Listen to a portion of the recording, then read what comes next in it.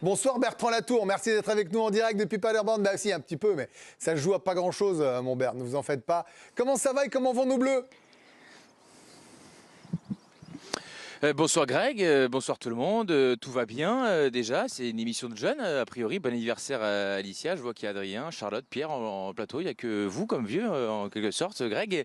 Et pour ce qui est de l'équipe de France, ils sont en train de s'entraîner, derrière moi vous le voyez sur les images de Charlie Fort-Boursereau à la Home Deluxe Arena, l'entraînement qui a débuté peu avant 18h avec un petit peu de retard, donc pas de mise en place normalement prévue par le staff de l'équipe de France, donc pas de gros enseignements composition à venir, si ce n'est les informations de la chaîne L'équipe et cette tendance qui laisse à penser que Eduardo Camavinga tient la corde pour débuter la rencontre, donc ce quart de finale face au Portugais. Pourquoi ? Parce que Adrien Rabiot est suspendu, il a pris 2 cartons jaunes lors des précédentes rencontres et le dernier en date face aux Belges. Il faut donc le remplacer et a priori numériquement ça devrait être Eduardo Camavinga, le joueur du Real Madrid. Restons prudents tout de même puisque vous l'avez vu, vous l'avez compris ces derniers temps, parfois Didier Deschamps est davantage dribbleur que comme coach que comme il l'était comme joueur.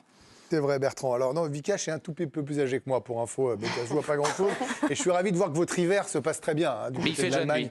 Oui, évidemment. Alors Bertrand, une fois qu'on a dit 2-3 amabilités en rigolant, est-ce que vous êtes surpris que ce soit Camavinga qui soit pressenti dans cette info, la chaîne Équipe ? Parce qu'on avait vu que Fofana aussi était dans les petits papiers du sélectionneur. Il y avait une possibilité, pourquoi pas, de remettre Griezmann au cœur du jeu et de rejouer avec un ailier de débordement. Camavinga, c'est du poste pour poste. Oui, c'est pas si surprenant que cela, puisque le milieu de terrain qui se rapprocherait le plus d'Adrien Rabiot, même si Eduardo Camavinga a quelques qualités différentes quand même que le joueur qui évolue à la Juventus Turin, c'est un gaucher comme lui, milieu de terrain comme lui, donc il y aurait une certaine logique, même si on peut pas dire que depuis le début de la compétition, il ait fait partie des joueurs qui aient nécessairement marqué des points lors de leur entrée, celle notamment face à la Pologne avait pas été étincelante, comme celle de ses partenaires d'ailleurs aussi, mais bon, il n'avait pas été très aérien, mais ça ne me surprendrait pas énormément si ça venait à se confirmer. On va en parler un petit peu quand même autour de la table. Je vais aller voir Vikash et Benoît d'abord. Camavinga, la place de Rabiot, est-ce que ça vous semble un choix logique ? Alors entre Camavinga et Fofana, je pense plus à Camavinga, même s'il fait quelques erreurs dans un match. Il perd des ballons, il s'enflamme un peu en fait. Parce que derrière, il peut aussi faire des choses extraordinaires. Il est gaucher, Rabiot l'est aussi. Après, ça joue dans sa tête de sélectionneur ? Peut-être, en tout cas, dans le style, il se ressemble beaucoup plus. Il est capable de défendre, d'attaquer, de casser des lignes avec le ballon. Sans le ballon, il a un volume de jeu qui est très costaud, comme celui de Rabiot. Il peut jouer plus haut que Fofana. Moi, j'aurais tendance à penser que Deschamps pourrait refaire descendre Griezmann, ça me semblerait logique. De faire jouer Camavinga, c'est un peu continuer à... Je crois qu'il va assumer ce qu'on a vu. Voilà, il a assumé qu'il a mis Griezmann là-bas, il le punit un peu avec des consignes hyper strictes.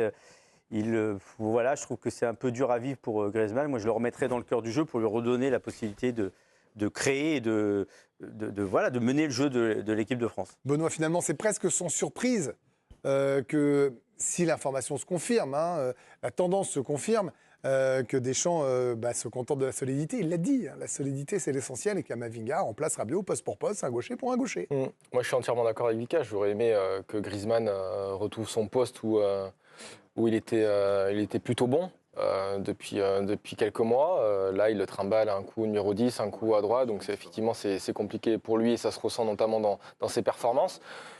Oui, c'est du poste pour poste avec Camavinga. Il a gros à jouer, Camavinga, s'il est titulaire, parce qu'il n'a pas encore de match référence avec l'équipe de France. Gros à jouer au point d'être titulaire en demi-finale si Rabiot revient ? Oui, parce que Rabiot, il a l'air d'adorer Rabiot. Oui, je suis d'accord, mais Rabiot ne fait pas non plus un début d'Euro incroyable. Et si Camavinga crève l'écran, Greg, ça peut redistribuer les cartes. Mais il va falloir qu'il prenne sa chance et qu'il fasse comme il joue au Real Madrid, parce qu'en équipe de France, j'ai l'impression que lorsqu'il joue, il surjoue, parce qu'il n'a pas encore ce match référence, il veut faire beaucoup et ça déjoue en sa faveur. Donc voilà, je pense qu'il a gros à jouer s'il devient titulaire face au Portugal. On va écouter Guy Stéphane nous parler justement de Camavinga. Il était en conférence de presse ce midi, on en parle, et puis après je crois que Bertrand veut vous répondre, Vikash, sur Griezmann, ailier droit. On écoute. Kama, c'est un joueur gaucher, un joueur très, très actif. qui utilise dans son jeu et qui utilise beaucoup la semelle, capable de faire du box-to-box, capable de faire d'amener un plus offensivement, capable de récupérer les ballons. C'est un joueur complet. Voilà, c'est vraiment la team surnom, quoi. Kama, Engie, évidemment, Montbert. On va aller voir Bertrand d'ailleurs. Vous voulez réagir sur Bertrand, sur Griezmann, ailier droit?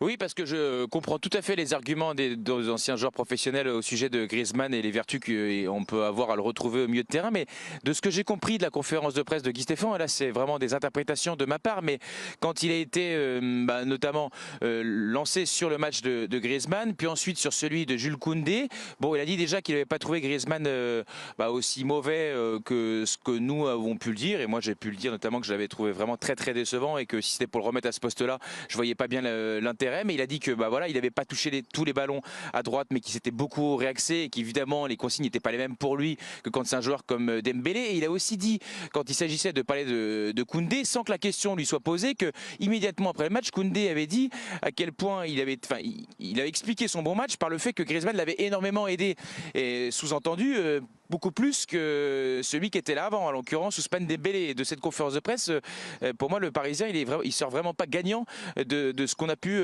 comprendre ou déduire de ce que disait Guy Stéphane. Donc je ne serais pas surpris, à la lumière de ce que j'ai entendu, plus que ce que j'ai vu sur le match, que Griezmann, il rejoue un peu au même poste. Et bon, par définition, s'il est ailier droit, il n'est pas au milieu de terrain en même temps, quoi.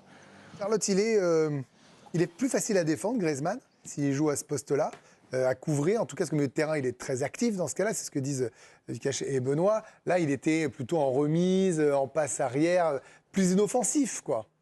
Ça a été compliqué pour lui, parce que je le trouve fatigué. Et à chaque fois qu'il avait la balle, il était tout de suite pressé. Et il avait du mal à être costaud dans les duels.